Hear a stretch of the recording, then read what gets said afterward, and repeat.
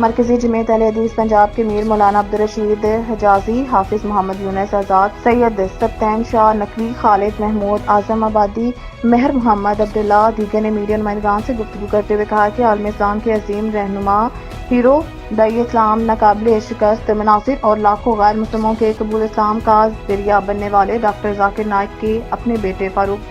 ذاکر نائک کے ساتھ پاکستان آمد بلا شبہ خوش آئند بات ہے۔ ہم انہیں پاکستان آمد پر خوش آمدید کہتے ہیں۔ ان کی آمد سے کفر کے ایوانوں میں لرزہ طاری ہو چکا ہے۔ بلا مبالغہ ڈاکٹر ذاکر نائک 3 دہائیوں سے عالمی سطح پر دین اسلام کی خدمت کر رہے ہیں۔ ایسی شخصیات کا وجود دنیا بھر میں اسلام کی حقانیت اور اس کے پھیلاؤ کا بہت بڑا ذریعہ ہے۔ موجودہ پرفتن دور میں ڈاکٹر ذاکر نائک دین اسلام کی صحیح عکاسی عالمی دنیا کے سامنے پیش کر رہے ہیں۔ یہی وجہ ہے کہ لاکھوں کی تعداد میں غیر مسلم اب تک ان کے لیکچر سن کر اسلام قبول کر چکے ہیں۔ شاید یہ واحد انسان ہے جنہوں نے دعوت